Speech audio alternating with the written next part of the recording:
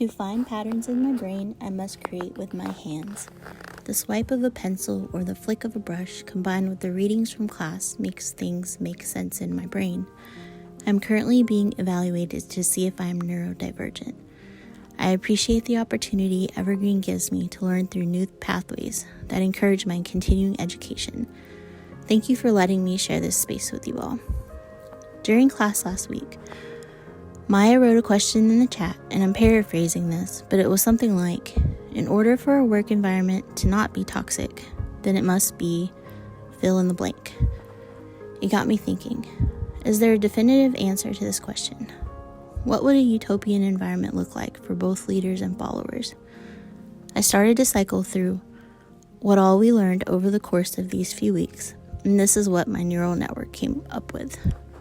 Research in social psychology and neuroscience has found positive pathways to leadership through neurotransmitters, specifically the ones found in our frontal cortex, or the rational brain. These neurotransmitters are also responsible for dopamine, the chemical that keeps us happy. Patterns in a work environment are often rewarded with dopamine. When humans find patterns in unpredictable situations, the more positive the outcome. The ability to pull up old patterns from the brain and solve new problems is rewarding for both leaders and their groups. Humans are social animals, and leadership roles fulfill the need to be a part of a group. This we-ness is how leaders can gain their status over their followers. Once a group is established, the leader can then implement their self-identity as one that can be modeled and shared to create success for the entire group.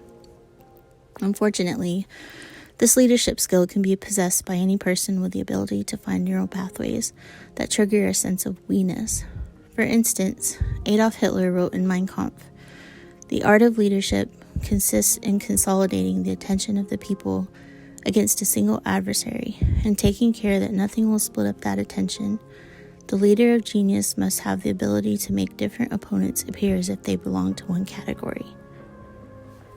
This type of leadership, although unsavory, has been and is still being used throughout history to control followers. Not only do these types wrangle their followers with a sense of us versus them, they keep their limbic and sympathetic nervous systems triggered, controlling them with fear. The subject of Adolf Hitler and Dr. Martin Luther King Jr. are not often compared, but they are still one and the same. Both were powerful leaders, using transformational styles to move their group toward a common goal. However, Adolf Hitler's style of leadership could not be integrated with any other work environment other than dictator. Dr. Martin Luther King, on the other hand, was a leader for all people, one that not only spoke to his group, but to the outgroup as well. Leaders are not, or should not be, islands. They should be actively connected to people inside and outside their organization, with those close to them, but also with those further away from their immediate personal circle. While MLK had a very defined narrative for his group, he created deeper connections with those outside the group by empathizing with the stories of all people.